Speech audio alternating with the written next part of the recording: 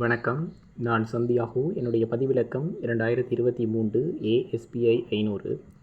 இலங்கையின் பொருளாதாரத்தை மீட்டெடுக்கும் பொறுப்பினை பெரிதும் கொண்டவர்கள் ஆட்சியாளர்களே என்ற தலைப்பில் வாதாடுவதற்காக அணியின் தலைவர் என்ற நிலையில் என்னுடைய கருத்துக்களை பகிர உள்ளேன். ஒரு கப்பல் கடலில் மூழ்கும் போது அதை காப்பாற்றும் முழு பொறுப்பும் கப்பலின் கேப்டனுக்கே உண்டு, பயணிகளுக்கு இல்லை என்றால் சுக்கான் கேப்டனின் கையில் தான் இருக்கின்றது. அதேபோல் இன்று இலங்கை என்ற கப்பல் பொருளாதார சூறாவளியில் சிக்கி இருக்கின்றது. எந்த கப்பலின் சுக்கான் யார் கையில் இருக்கின்றதோ அவர்களே அதனை மீட்டும் பெரும் பொறுப்பை கொண்டவர்கள். அந்த சுக்கான் ஆட்சியாளர்களின் கையில் தான் இருக்கின்றது. எனவே நான் உறுதியாக கூறுகின்றேன், இலங்கையின் பொருளாதாரத்தை மீட்டெடுக்கும் பொறுப்பை பெரிதும் கொண்டவர்கள் ஆட்சியாளர்களே. பொருளாதாரம் என்பது மக்களின் கையில் இல்லை, அது ஆட்சியாளர்களுடைய கொள்கை முடிவில் தான் இருக்கின்றது. வரி எவ்வளவு போடுவது, மானியத்தை நிறுத்துவதா தொடர்வதா, வெளிநாட்டு கடன் வாங்குவதா, முதலீட்டை ஈர்ப்பதற்கான என்ன சட்டம் போடுவது, இந்த முடிவுகள் அனைத்தும் பாராளுமன்றத்திலும் அமைச்சரவையிலும் எடுக்கப்படுகின்றன. கொள்கை பிழைகள் மக்களால் அல்ல, மாறாக ஆட்சியாளர்களால் நிகழ்ந்தன. அதிகாரம் இருக்கும் இடத்தில்தான் பொறுப்பும் இருக்கும். பொருளாதாரத்தை இயக்கும் அத்தனை கருவிகளுமான மத்திய வங்கி, நிதியமைச்சு, சுங்க திணைக்களம், இலங்கை முதலீட்டு சபை போன்ற அனைத்தும் ஆட்சியாளர்களின் கட்டுப்பாட்டில் தான் உள்ளன. வட்டி வீதத்தை மாற்றி பணவீக்கத்தை கட்டுப்படுத்த முடியும், ஊழலை தடுக்க சட்டம் கொண்டு வர முடியும். இந்த கருவிகளை சரியாக பயன்படுத்துவதும் தவறாக பயன்படுத்துவதும் ஆட்சியாளர்களின் கைகளில் தான் இருக்கின்றது. 2022 ஆண்டில் டொலர் தட்டுப்பாட்டை ஏற்படுத்தியதும் 2024 ஆண்டில் IMF ஒப்பந்தம் மூலம் அதனை சரி செய்ததும் யார்? ஆட்சியாளர்களின் முடிவுகளே ஆகும். ஜனநாயகத்தில் மக்கள் 5 வருடத்திற்கு ஒரு முறை வாக்களித்து ஆட்சியாளர்களை தெரிவு செய்கின்றார்கள். அவர்களிடம் நாட்டை ஒப்படைத்து நீங்களே பார்த்துக் கொள்ளுங்கள் என்று நம்பிக்கை வைக்கின்றார்கள். இங்கு பொருளாதாரம் வளர்ந்தால் பெருமை ஆட்சியாளர்களுக்கு, வீழ்ந்தால் வரி யார் மீது? பொறுப்பு கூறல் என்பது ஆட்சியாளர்களின் அடிப்படை கடமையாக இருக்கு. மக்கள் தினமும் உழைத்து வரி கட்டுகின்றார்கள். அந்த வரி பணத்தை சரியாக பயன்படுத்தி நாட்டை வளப்படுத்தும் பொறுப்பும் ஆட்சியாளர்களுக்கே உண்டு. எனவே அவையோர்களே, 2022 ஆண்டு நாம் கண்ட பொருளாதார வீழ்ச்சி ஒரு குடும்பத்தின் தவறால் வரவில்லை, அது ஒரு தேசத்தின் தலைமையின் தவறான கொள்கையால் வந்தது. இன்று நாம் மெல்ல மெல்ல மீண்டு வருவதும் ஆட்சியாளர்கள் எடுத்த சரியான முடிவுகளாலே ஆகும். எனவே பொருளாதாரத்தை மீட்டெடுக்கும் சாவி இன்றைய காலகட்டத்திலே ஆட்சியாளர்களின் கையில் தான் இருக்கிறது. அந்த சாவியை சரியாக பயன்படுத்தி நாட்டை மீட்டெடுக்கும் பொறுப்பும் கடமையும் அவர்களுக்கே உரியது என்று கூறி என்னுடைய கருத்தினை நிறைவு செய்கின்றேன். அனைவருக்கும் வணக்கம். எனது பதிவிலக்கம் 2023 A530. எனது அனைத்து தரப்பட்ட தலைப்பு பொருளாதாரத்தை மீட்டெடுக்கும் பொறுப்பை பெரிதும் கொண்டவர்கள் குடிமக்களே. எனவே தான் மதிப்பிற்குரிய நடுவருக்கும் எதிரணியருக்கும் எனது வணக்கங்கள். இலங்கையின் பொருளாதாரத்தை மீட்டெடுக்கும் பொறுப்பு ஆட்சியாளர்களை விட குடிமக்களுக்கு அதிகம் உள்ளது என்பதை நான் வலியுறுத்த விரும்புகின்றேன். காரணம் என்னவென்றால், ஒரு நாட்டின் பொருளாதாரம் அரசாங்கத்தால் மட்டும் இயங்குவதில்லை. மக்களின் உழைப்பு, சேமிப்பு, முதலீடு மற்றும் பொறுப்புறவில் தான் இயங்குகின்றது. எதிரணி கூறியது போல ஆட்சியாளர்கள் பங்களிப்பு தான் பொருளாதாரத்தை உயர்த்தும் என்றால், அதற்கு உறுதுணையாக இருக்கும் மக்களின் உழைப்பும் தூண்டுதலும் அயராத பாடும் இல்லை என்றால் இன்று பொருளாதாரம் ஒரு முன்னிலை இருக்க முடியாது. அந்த வகையில் முதலாவது பொருளாதாரத்தின் அடிப்படை உற்பத்தியாகும். விவசாயம், மீன்பிடி, தொழில்துறை, வணிகம் போன்ற அனைத்து துறைகளிலும் பணியாற்றுவர் குடிமக்களே. அவர்கள் உற்பத்தி அதிகரித்தால் மட்டும்தான் நாட்டின் வருமானம் அதிகரிக்கும். உற்பத்தி இல்லாத பொருளாதாரத்தை எந்த அரசாங்கமும் காப்பாற்ற முடியாது. ஒரு நாட்டின் வளங்களை வீணாக்காமல் பயன்படுத்துவது மக்களின் பொறுப்பாகும். மக்களின் தூண்டுதலும் உறுதுணையும் இருந்தால் மட்டும்தான் ஆட்சியாளர்கள் கூட பொருளாதாரத்தை உயர்ந்த நிலைக்கு எடுத்து கொண்டு செல்ல முடியும். கடந்த காலத்தில் ஏற்பட்ட கொரோனா காலத்தில் மக்களின் சேமிப்பும் அவர்கள் சிக்கனமான வாழ்க்கை முறையினால் மட்டும்தான்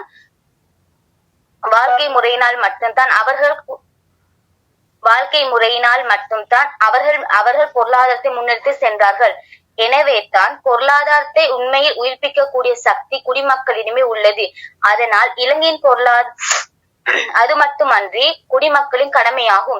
தவறான ஆட்சியாளர்கள் தேர்ந்தெடுத்து விட்டு அனைத்து குற்றங்களையும் அரசாங்கத்தின் மீது சுமத்த முடியாது. ஜனநாயக நாட்டுற ஆட்சி உருவாக்குவோர் மக்களே.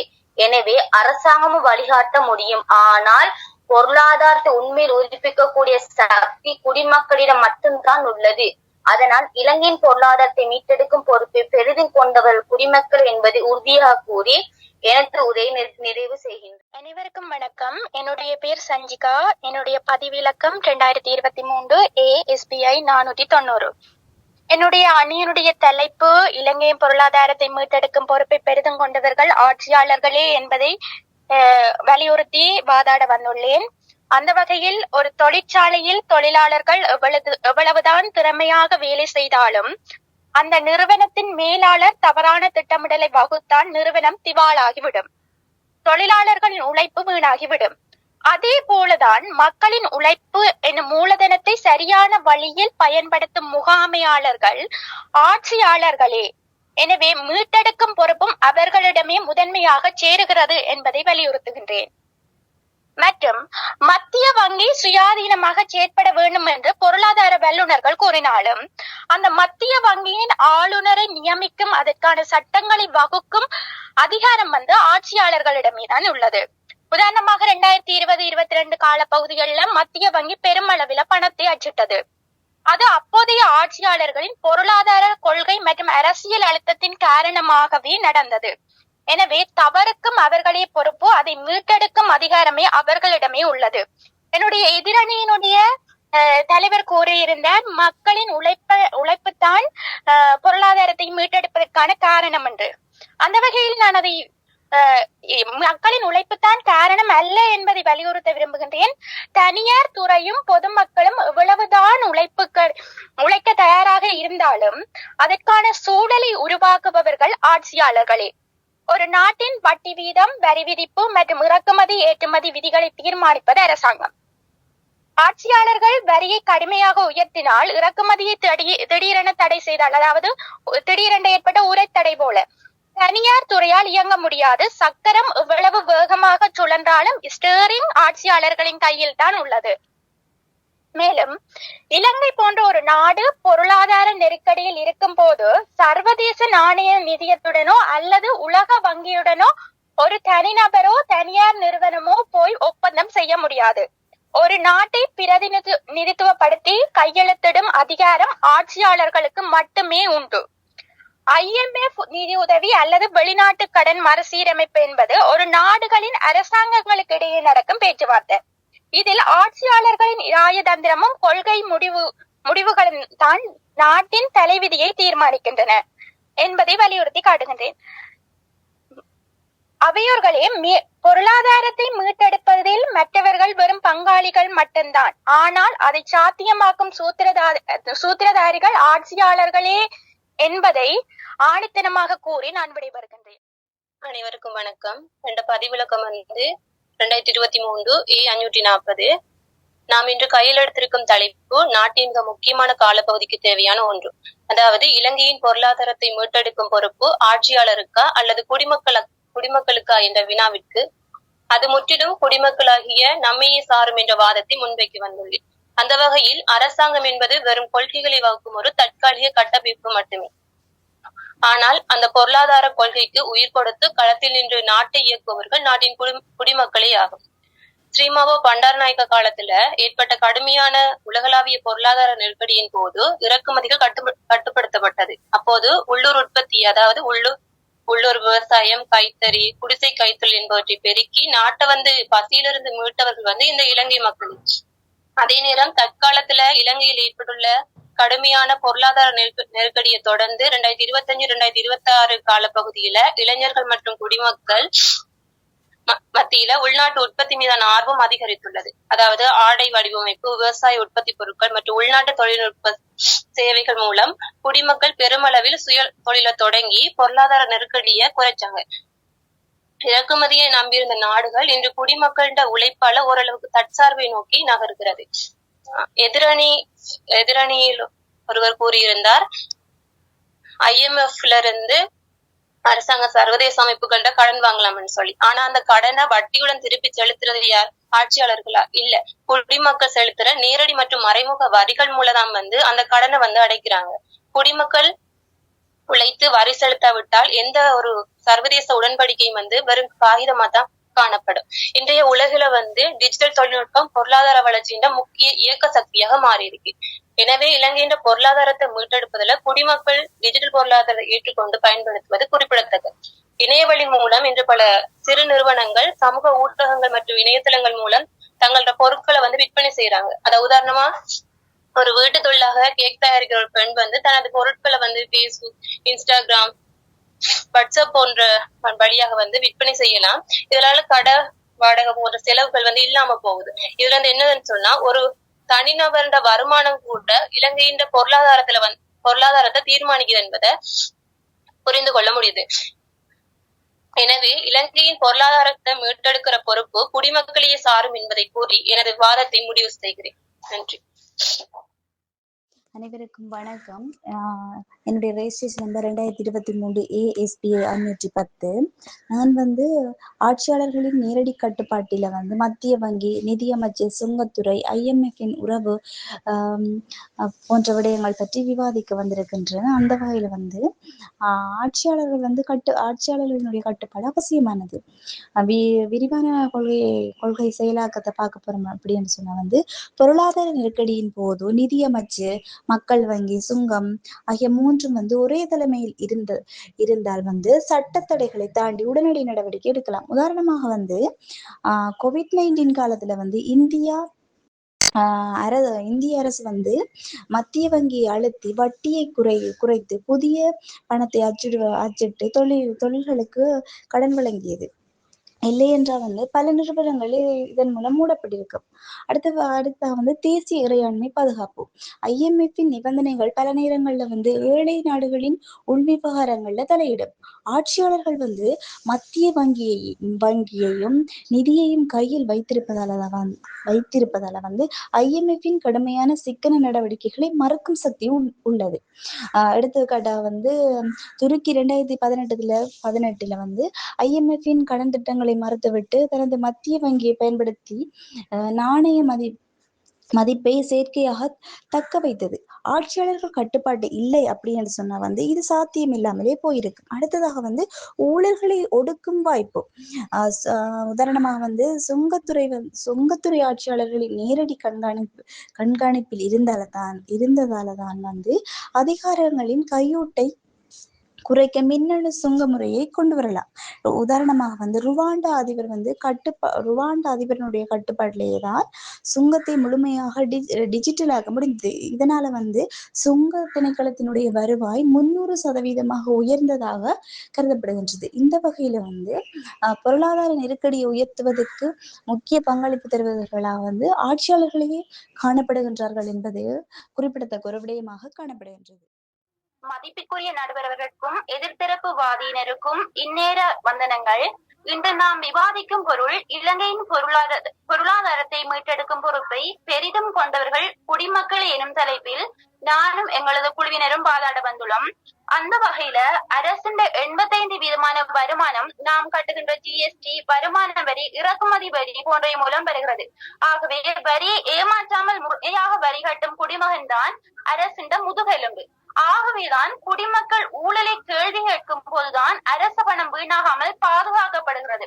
உதாரணமா பார்த்தோம்னா 2022 ஆண்டுல இலங்கையில கடுமையான பொருளாதார நெருக்கடியை மக்கள் எதிர்கொண்டாங்க. அதனால அரசின் வரி வருமானம் குறைவாக இருந்தது. இதனால அரசாங்கத்திற்கு வெளிநாட்டு கடன்களை செலுத்த முடியாத ஒரு நிலை ஏற்பட்டது. இதற்கு பிறகு 2023 ஆண்டுல வருமான வரி உயர்த்தப்பட்டதால அரசு செலவுகளை நிர்வகிக்கவும் சர்வதேச நாணய நிதி திட்டங்களை நடைமுறைப்படுத்தவும் இம்மக்களின் வருமான வரி உதவியதை காணக்கூடியதாக இருக்கிறது. அதே போல மக்கள் தங்களது வருமானத்தை சேமித்து வங்கியில வைப்பு செய்யும் போது அந்த பணம் வங்கி மூலம் தொழில் மற்றது விவசாயங்கள் புதிய நிறுவனங்களுக்கு கடனாக செல்கிறத காணக்கூடியதா இருக்கிறது. இதனால உற்பத்தி பெருகுவதோட வேலை வாய்ப்புகளும் உருவாகிறது. ஆனால் மக்கள் பணத்தை வீட்டுல பதுக்கி வைக்கும் போது பொருளாதார சுழற்சி நின்றுவிடுவதோட மக்களிட சேமிப்பும் நாட்டின முதலீட்டு மூலதனமா காணப்படுகிறது. இலங்கையில 2022-23 பொருளாதார நெருக்கடியால மக்கள் மீண்டும் வங்கிகள் சேமிப்புகளை அதிகரித்ததால வங்கிகளின் வைப்பு தொகை உயர்ந்ததோட வழங்கும் திறனையும் வங்கிகள் அதிக அளவுல பெற்றது. உதாரணமா ஜப்பான், சிங்கப்பூர் நாடுகள்ல மக்களோட உயர் சேமிப்பு விகிதம் அதிகமா இருக்குது. அதே போல குடிமக்களோட அத்தியாவசியமற்ற ஆடம்பர பொருட்களை தவிர்த்து எரிபொருள் மின்சாரத்தை சிக்கனப்படுத்தும் போது அந்நிய செலாவணி மீதியாகுது. அதாவது 2022ஆம் ஆண்டுல பொருளாதார நெருக்கடியில இலங்கை கற்ற பாடம் என்னன்னா அந்நிய செலாவணி வீணாவதை தடுக்கிறதாகும். ஆகவேதான் இவை அனைத்தையும் அரசு சொல்லி செய்ய முடியாது. மாறாக குடிமக்களாகிய நாம் ஒவ்வொருவரும் மனசு வச்சா மட்டுமே முடியும். அது மட்டுமின்றி அரசு ஆட்சியாளர்கள் வழிகாட்டலாம். ஆனா ஒரு வரி கட்டி ஊழலை எதிர்த்து சிக்கனமாக வாழ்ந்து இலங்கையை மீட்டெடுக்க ஆட்சியாளர்களாலோ அரசாலேயோ முடியாது.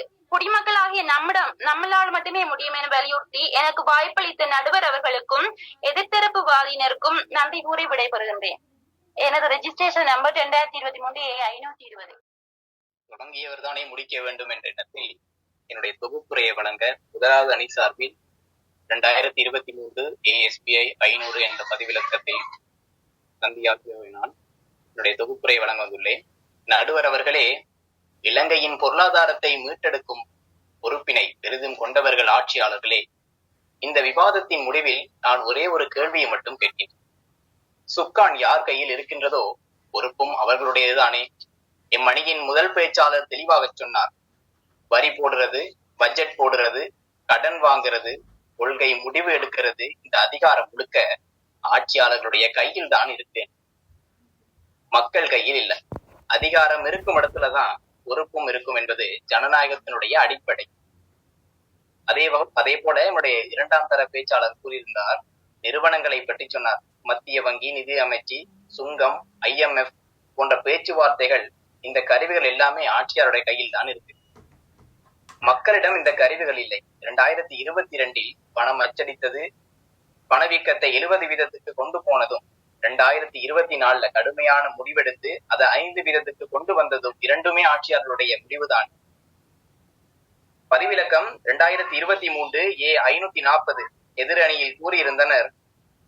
மக்களின் பொறுப்பு, வரி செலுத்தல் போன்ற விடயங்களை கூறியிருந்தார். நாம் மறுக்கவில்லை.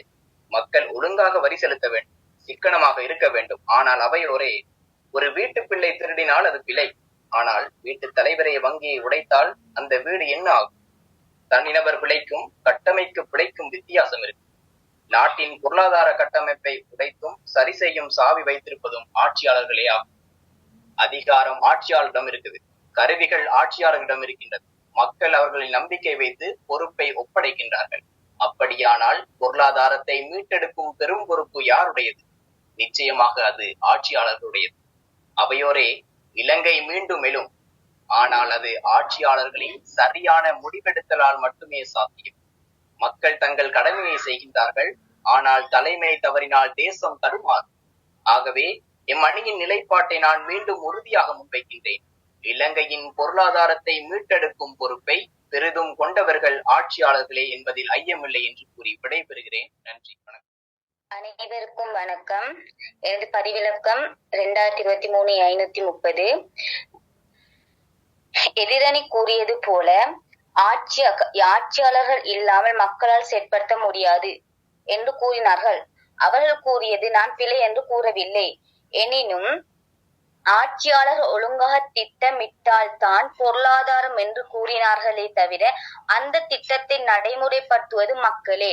மக்கள் சரியான முறையில் நடைமுறைப்படுத்தாவிட்டால் அங்கு சரியான முறையில் பொருளாதாரமும் சரி, ஆட்சியும் சரி ஒழுங்காக நடைபெறாது என்பதை கூறிக்கொள்கின்றேன். எனவே தான் சுவர் இருந்தால் தான் சித்திரம் வரைய முடியும். மக்களின் ஒத்துழைப்பு இருந்தால் மட்டும்தான் ஆட்சியாளர்களாலும் சிறந்த முறையில் நாட்டின் பொருளாதாரத்தை கட்டியெழுப்ப முடியும்.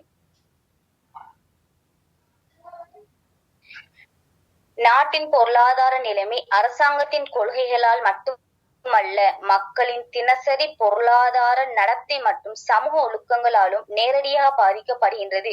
எனவே தான் இன்றைய கால பகுதியில் ஆட்சியாளர்களின் ஊழல்கள் தான் அதிகமாக காணப்படுகின்றது.